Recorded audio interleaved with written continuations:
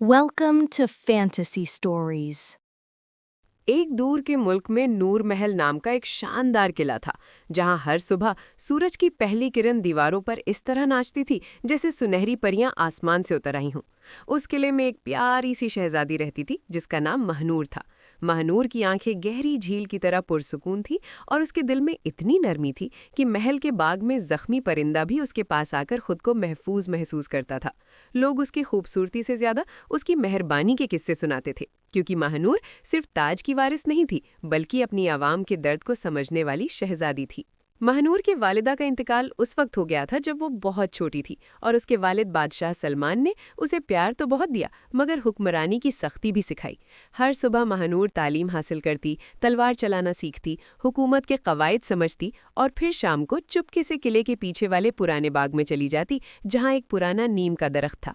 उस दरख्त के नीचे बैठकर वो अक्सर सोचा करती कि क्या एक शहजादी का फर्ज सिर्फ ताज संभालना होता है या लोगों के दिलों को भी बचाना होता है। एक रात जब चांद पूरे आसमान पर दूध की तरह फैला हुआ था, महनूर को नींद न आई। वो अपने कमरे की झरोखे से बाहर देख रही थी कि उसने बाग के कोने में एक अजीब सी रोशनी देखी। पहले उसने समझा शायद किसी सिपाही की मशाल हो, मगर वो रोशनी हवा में तैर रही थी, धीरे धीरे हिल रही थी जैसे कोई सितारा जमीन पर उतर आया हो। महनूर डरी भी और हैरान भी। वो आहिस्ता से कमरे से निकली और तन्हा उस रोशनी के पीछे चल दी। बाग के बीच पहुंचकर उसने देखा कि रोशनी एक छोटी सी परी के गिर्द फैल रही है। परी का जिस्म शफाफ था और उसके परों से चांदी जैसी किरणें निकल रही थी। परी ने मुस्कुराकर कहा, महनूर, तुम्हारा इंतजार था। महनूर का दिल जोर से धड़का, मगर उसने हिम्मत करके पूछा, तुम कौन हो? परी ने अपना नाम सबा बताया और कहा कि वो झीले कमर की निगहबान है। उसने महनूर को बताया कि मुल्क पर एक पुराना साया मंडला रहा है और अगर वक्त पर उसका तोड़ ना किया गया तो नूर महल और पूरी सल्तनत अंधेरे में डूब जाएगी। महनूर ने पूछा, ये साया क्या है? सबा ने कहा, पहाड़ों के उस पार सियाह दर्रा है जहां जरदान नाम का जादूगर रहता है। वो कभी इस मुल्क का मोहतरम दानिश्वर था, मगर लालच और तन्हाई ने उसका दिल सियाह कर दिया। उसने चांद की रोशनी को कैद करने की कोशिश की थी ताकि हर चीज उसके हुक्म में आ जाए, मगर जादुई कुव्वत उलटकर उसी की रूह को अंधेरे में बदल गई। अब वो हर साल कुछ रोशनी चुरा लेता है और इस साल उसका निशाना नूर महल है। अगर वो कमाले सहर हासिल कर ले जो किले के तहखाने में महफूज है तो इस मुल्क की हंसी खुशी और उम्मीद हमेशा के लिए खत्म हो जाएगी। महनूर ने घबराकर कहा, तो फिर हमें अभी अब्बू जान को बताना चाहिए। परी सबा ने सर हिलाकर कहा, बादशाह को बताने से फायदा नहीं, क्योंकि इस सफर में तलवार से ज्यादा साफ दिल की जरूरत है। कमाले सहर तक सिर्फ वही पहुंच सकता है जिसके दिल में खुदगर्जी ना हो, और जरदान को रोकने के लिए तुम्हें 3 चीजें हासिल करनी होंगी: सच की आवाज, उम्मीद का मोती और माफी का फूल। ये तीनों चीजें तुम्हें अपनी हिम्मत और रहमत से मिलेंगी। महनूर ने एक लम्हा सोचा। उसने महल की तरफ देखा जहां हर दीवार उसकी पहचान थी, मगर फिर उसने मुल्क के लोगों को याद किया जो उससे मोहब्बत करते थे। उसने धीरे से कहा, मैं जाऊंगी, चाहे कितना ही मुश्किल सफर क्यों ना हो। सबा ने अपने पर हिलाए और एक नूरानी नक्शा महनूर के हाथ पर उभर आया। फिर उसने कहा, सुबह से पहले निकलना, वरना किले के दरवाजे बंद हो जाएंगे। उस रात महनूर ने किसी को कुछ न बताया। उसने एक सादा लिबास पहना, अपनी माँ की यादगार चांदी की छुरी बाजू पर बांधी और एक छोटा सा थैला लिया जिसमें पानी, रोटी और एक पुरानी दुआओं की किताब थी। जब फजर से पहले अंधेरा सबसे गहरा था, महनूर किले के पिछले दरवाजे से निकल पड़ी। सबा उसके साथ हवा की लकीर की तरह तैरती चली। सबसे पहले उन्हें जंगले आईना से गुजरना था। ये ऐसा जंगल था जहाँ हर दरख्त का तना आईने की तरह चमकता था और जो शख्स वहां से गुजरता उसको अपना सच्चा चेहरा दिखाई देता। महनूर जब उस जंगल में दाखिल हुई तो उसने अपने सामने दर्जनों महनूर देख ली। हर आईना उसकी एक सोच, एक डर, एक तमन्ना को दिखाता था। कहीं वो ताज पहने खुदगर्ज मलिका बनी बैठी थी, कहीं वो डर कर भाग रही थी, कहीं वो अकेली रो रही थी। महनूर का दिल घबरा गया। उसने आंखें बंद कर ली। तब जंगल की गहराइयों से एक आवाज आई, अगर तुम अपने आप से सच नहीं बोलोगी तो यहाँ से कभी बाहर नहीं निकल पाओगी। महनूर ने गहरी सांस ली और कहा, मुझे डर लगता है कि मैं कमज़ोर हूँ। मुझे डर लगता है कि मैं अपने वालिद की उम्मीद पर पूरी नहीं उतर सकूंगी। मुझे डर लगता है कि लोगों को बचा न सकी तो मैं खुद को कभी माफ़ नहीं कर पाऊंगी। जैसे ही उसने ये अल्फाज कहे, सारे आईने चमके और फिर टूट कर नूर में बदल गए। उन्हीं किरणों के दरमियान से एक साफ सुर निकला जो दिल को सीधा छू लेता था। सबा ने मुस्कुराकर कहा, यह सच की आवाज़ है, तुम्हारी पहली मंजिल पूरी हुई। जंगल के बाद उन्हें रेगिस्तानी खामोशी पार करना था। दिन चढ़ चुका था और रेत आग की तरह तप रही थी। इस रेगिस्तान में अजीब बात ये थी कि जो जितना मायूस होता उसके कदम उतने ही भारी हो जाते। महानूर चलती रही मगर धूप सख्त थी, पानी कम होता जा रहा था और हवाएं उसके चेहरे को जला रही थीं। कुछ देर बाद उसने दूर एक बच्चा देखा जो रेत पर गिरा रोता था। महानूर फौरन उसकी तरफ भागी। बच्चा प्यासा था और उसके पास कुछ न था। महानूर के थैले में बस थोड़ा सा पानी बचा था। अगर वो दे देती तो शायद खुद सफ़र पूरा न कर पाती। उसने एक पल को आसमान की तरफ देखा, फिर मुस्कुराकर सारा पानी बच्चे को पिला दिया। बच्चे ने पानी पीकर आंखें खोली और एक नूरानी मुस्कान के साथ गायब हो गया। उसकी जगह रेत से एक मोती उभर आया जो चांद की बूंद की तरह चमक रहा था। सबा ने कहा, ये उम्मीद का मोती है। रेगिस्तान हर मुसाफिर को आजमाता है।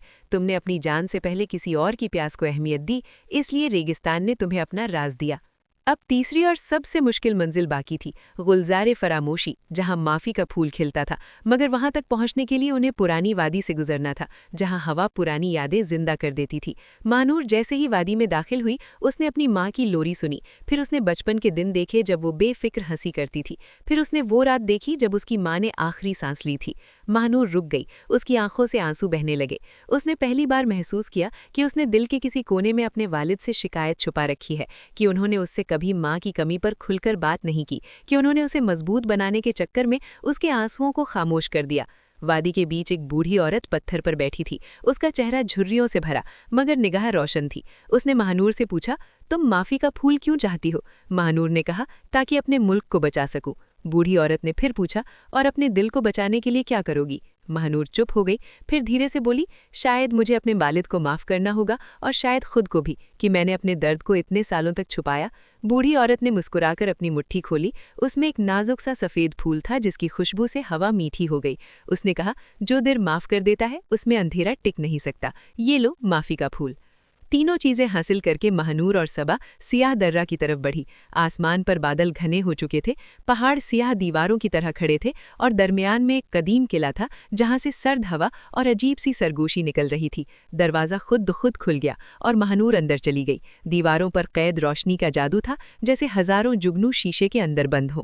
किले के अंदर सबसे ऊंची जगह पर जरदान बैठा था। उसका लिबास अंधेरे की तरह लंबा था और उसकी आंखें जलते कोयलों की तरह सुर्ख थीं। उसने महानूर को देखकर हंसी भरी आवाज में कहा, तो आखिर बादशाह की बेटी आ ही गई। मैं समझता था कि महल की नाजुक शहजादी इतना दूर नहीं आ सकेगी। महानूर ने हिम्मत से कहा, मैं अपने लोगों की रोशनी बचाने आई हूँ। जरदान हंसकर बोला, लोग रोशनी के लायक ही नहीं, वो शुक्र नहीं करते, मोहब्बत की कद्र नहीं करते, और जब उन्हें कुव्वत मिलती है तो एक दूसरे को दुख देते हैं। मैं सिर्फ वो चीज़ ले रहा हूँ जिसकी उन्हें कीमत ही नहीं। महानूर ने कहा, अगर कुछ लोग अंधेरे में खो जाते हैं तो इसका मतलब ये नहीं कि सबसे रोशनी छीन ली जाए। हर दिल को एक और मौका मिलना चाहिए। जरदान ने अपना आसा उठाया और किले की जमीन लरज उठी। सियाह साए सांपों की तरह महानूर की तरफ बढ़े। महानूर ने सच की आवाज को अपने सीने से लगाया और वो सुर हवा में गूंज उठा। जैसे ही सुर फैला, साए पीछे हटने लगे, क्योंकि सच के सामने फरेब टिक नहीं सकता। जरदान गुस्से से गरजा और उसने आंधी चला दी। महानूर के कदम डगमगाए, मगर उसने उम्मीद का मोती उठाया। मोती से नर्म चांदनी निकली जो उसके गिर्द ढाल बनकर फैल गई।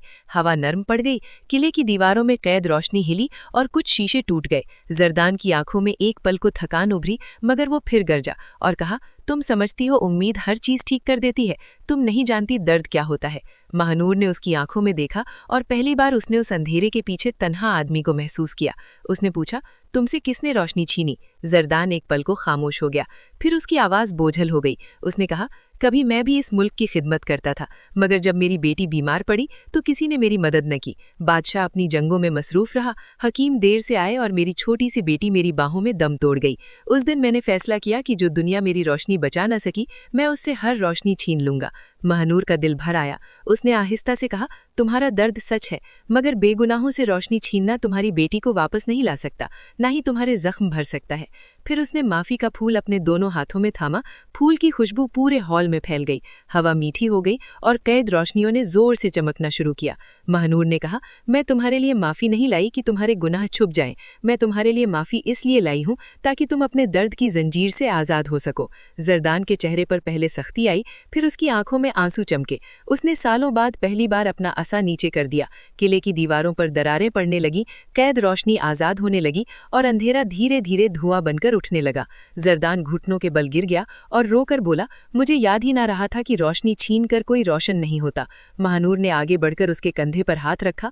उस लम्हे माफी का फूल नूर बनकर उसके सीने में समा गया। किला जोर से हिला और सबा ने पुकारा, महानूर, कमाले सहर को बचाओ। महानूर ड्योरी के नीचे भागी जहां एक सुनहरी संदूक में कमाले सहर रखा था, मगर अंधेरे की आखिरी लहर उसकी तरफ बढ़ रही थी। महानूर ने सच की आवाज, उम्मीद का मोती और अपने दिल की माफी को एक साथ कमाले सहर पर रख दिया। अचानक इतनी तेज रोशनी फूटी कि पूरा सियाह दर्रा दिन की तरह जगमगा उठा। पहाड़ों पर जमा अंधेरा बर्फ की तरह पिघल गया और आसमान बिल्कुल साफ हो गया। जब महानूर होश में आई तो सुबह हो चुकी थी। वो नूर महल के बाग में नीम के दरख्त के नीचे लेटी थी। उसके पास सबा मंडरा रही थी और दूर से महल के नगारे बज रहे थे।